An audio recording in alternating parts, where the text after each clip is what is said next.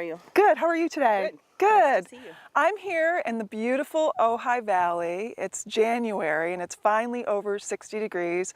And I'm here with Emily Thatcher Alaya.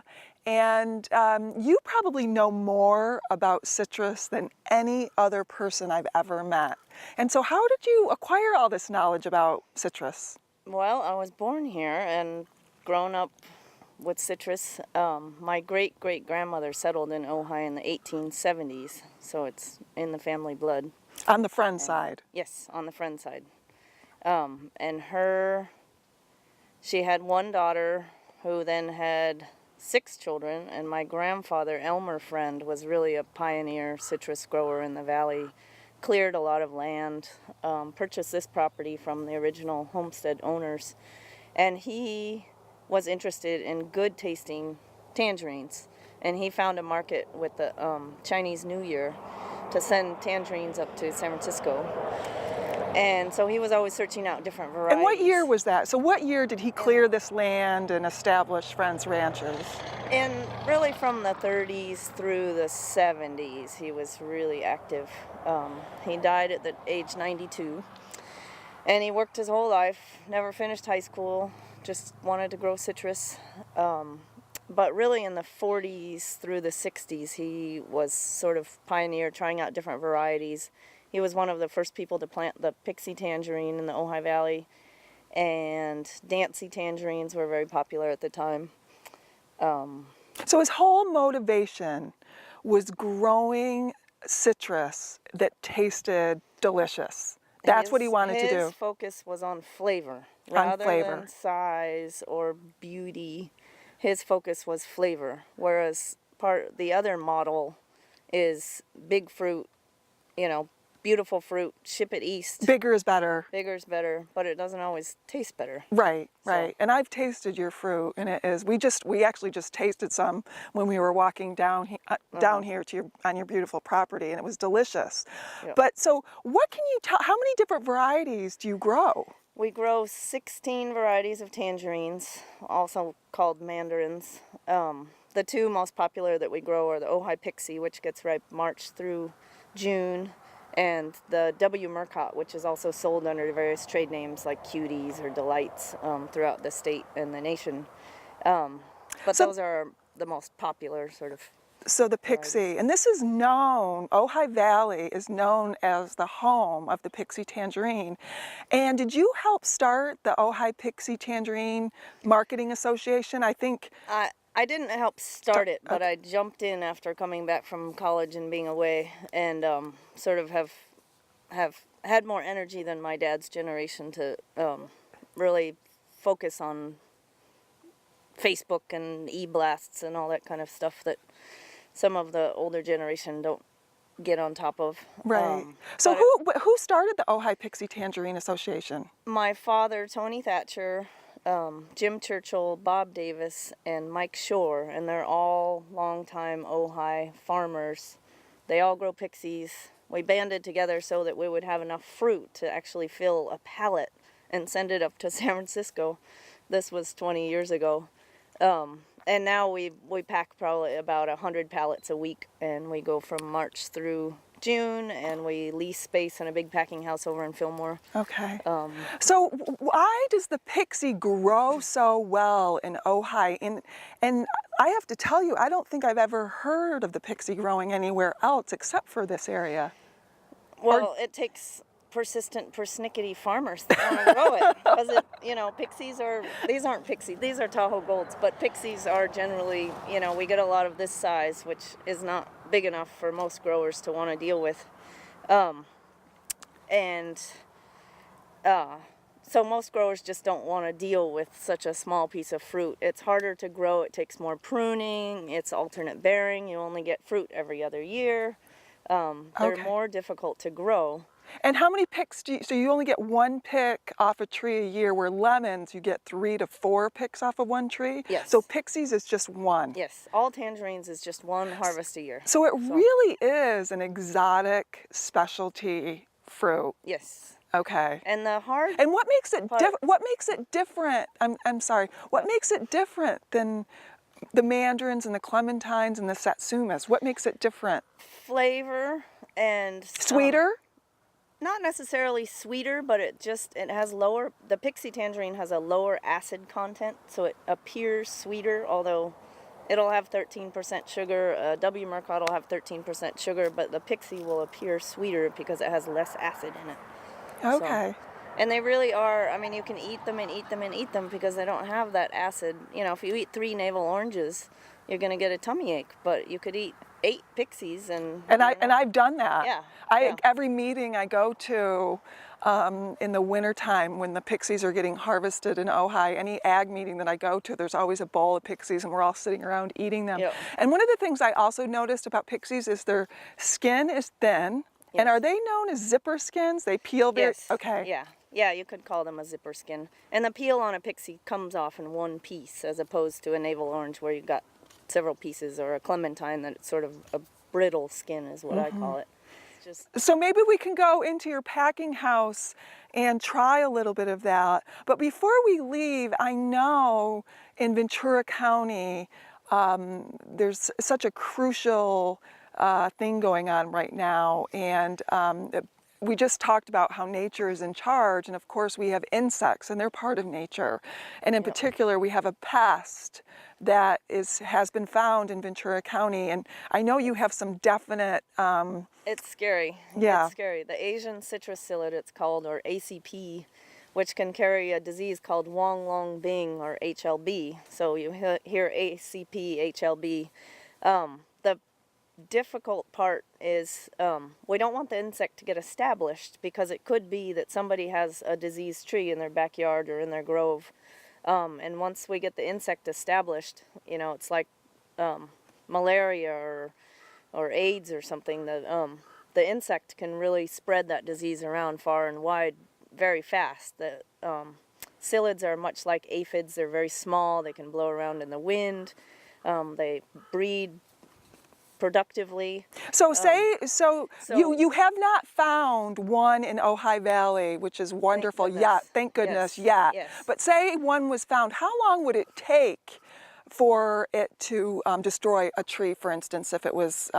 The insect is here in California. The disease is not. Once an insect has the disease, if it feeds on a tree, the tree has the disease. The disease is very insipid in that you cannot tell that the tree is infected for up to 2 years. So you could have all these infected trees and not know it, and then they all start to collapse. By then, the insect has moved it to all your other trees. You got to bulldoze the orchard.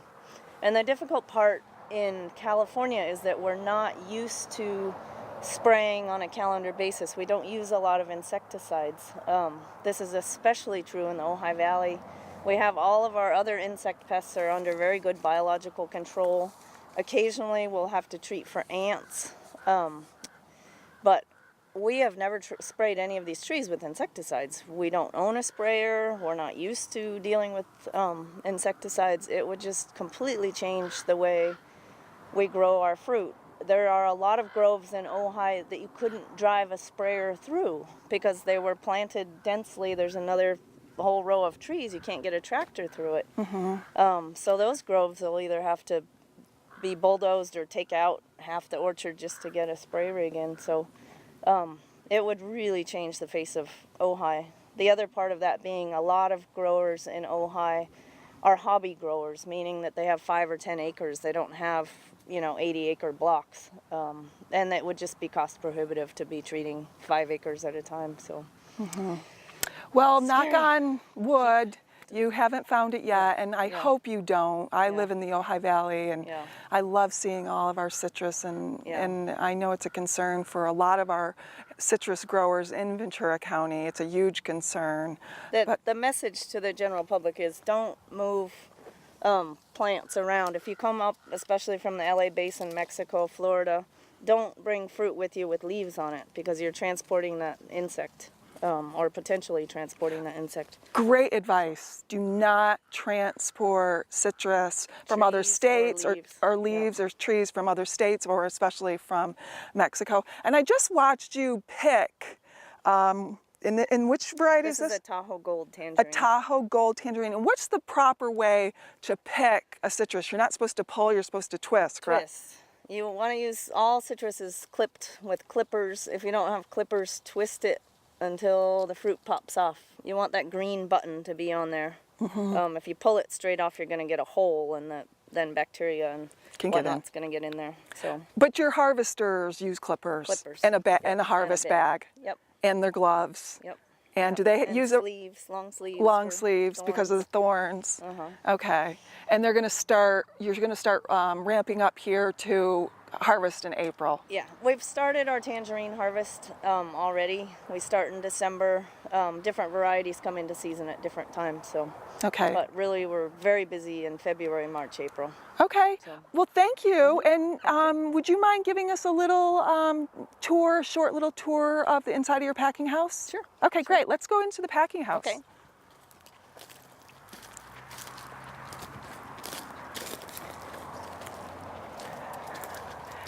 Thank you. It's such a great day today. Yeah. Now we are inside the Friends packing house, and you can see all the different varieties of citrus that Emily has. Now, can you tell us about a little bit about the varieties that we're looking at? We try to grow a spattering of varieties. We sell at farmers market, so we want something to sell all year. So tangerines start in getting ripe in November with the satsumas, and then we move into the clementines, which are Christmas time. W. Murcots are right now. These are sold as cuties in those little 5-pound boxes. Not ours, but Central Valley fruit. And then we're going to start harvesting our Tahoe Golds and then our Pixies, and that goes into the summer. And they all taste really different. This is a Lee tangerine, which is one of my favorite. They have a really thin skin, but the flavor is amazing. Lee, and this is one of your favorites. It's one of our early season favorites. Okay, and we're on Route 33 in Ojai. This is where Friends Ranch is located. And people can stop here during the week and purchase a bag of? We are here every Tuesday and Friday morning from 7 until noon. Okay, Tuesday and Friday morning. Tuesday and Friday mornings. You can also look at our website, which is friendsranches.com, and we have tours on certain Saturdays in the spring. And you come in here, you learn how to pack the fruit, and then we'll take you into the orchard, and you'll taste everything from several kinds of blood oranges, mineolas, 5 or 6 kinds of tangerines, depending on what's in season. Every week it's a little bit different. So. And this is an old-fashioned packing house. And it is still it's charming. They've got old-fashioned agricultural equipment, and it's fascinating how you're packing. This isn't a big operation. This is still a family farm. It's very much a family farm, and you met Reyes outside, and he and his nephew both work for us, and his nephew's son, who's in his early 20s, works for us part-time at farmers markets. So they're really part of the family, as well as my family, the Thatcher Friend family. And one of the reasons why we started doing the tours was because people at farmers markets ask questions, and especially children. And kids don't get an opportunity to see a farm in today's day and age very often. So we really started doing the Saturday tours to try to get people back onto the farm, learn a little bit more about farming, learn our day-to-day, struggles. And you brought up a very important topic for me because I teach agricultural education to kids, and the Thatcher name is synonymous with education in the Ojai Valley, if not the rest of the United States.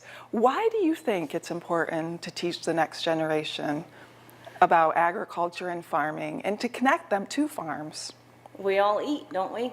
I mean, everybody eats. I think it's really important for this nation to realize that growing its own food is important. I don't think it's safe as a nation to rely on places like China and Mexico for our food supply, which really is what we're doing right now. We need a new generation of farmers. And there are quite a few young people in farming right now, especially in Ojai. It's an exciting time. It's a fun lifestyle. You're not going to get very rich being a farmer, but you get to be outside. You get to eat fresh fruit.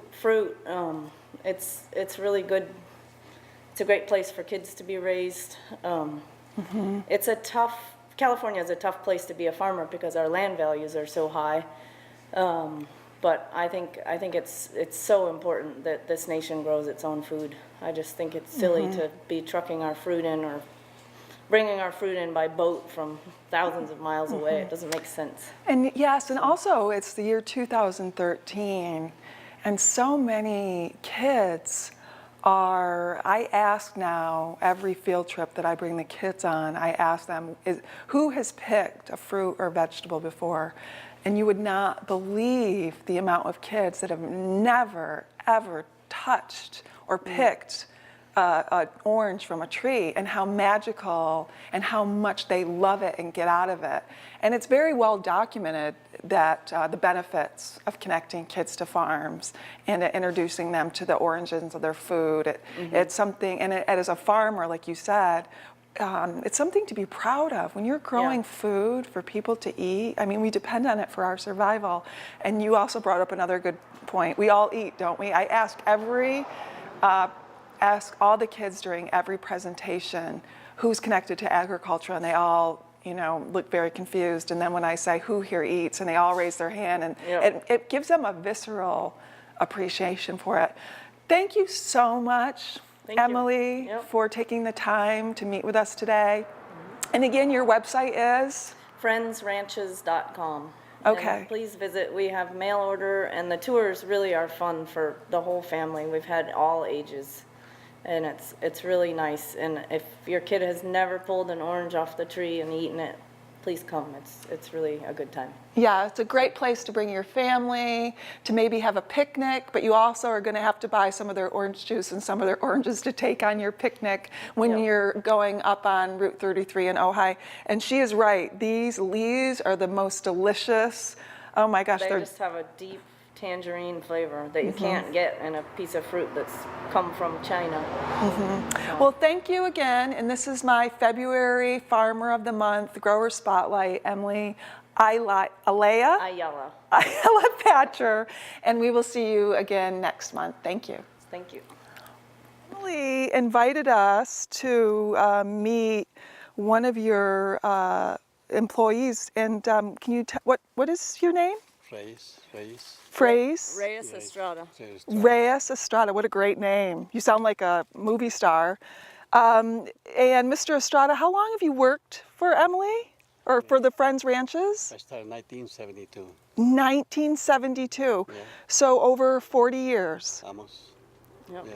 So that must mean that Emily is a very good boss, and you must you must love working here. Yeah. Especially when I was 1 when he got here. No. She was 1 year old when Mr. Estrada started working here. Yeah. And so what are you doing today? Speaking, change reading, let's call it. Yeah, You- speaking today. And so you've got them all in your bag? Yeah, they're in the bag. And which variety is that? Clementines. Oh, clementines, Yeah, okay. Yes, a lot of kinds here. And did you taste them? Yeah. Are they it's- taste? yeah, it's They're pretty- ready to go? Yeah, ready to go. It's pretty sweet. And this is a gorgeous day to be outside picking fruit, Yeah, isn't it? It's beautiful day today. Nice. It is. Very nice. Nice day. Well, thank you for sharing that with us. And he's got an example of what harvesters use. This is a specially made bag for citrus harvesting. And it's got 2 clips and a large hole in the bottom. So when this is full, it weighs about 50 pounds. And then they don't have to take the bag off. They just unclip the bottom and the fruit falls out the bottom. And then you put them in larger bins. So, well, thank you for You're welcome. making sure that we have gorgeous citrus on our dinner tables. Thank you. Gosh, this is good. If you want juice, this is juicy. Yes.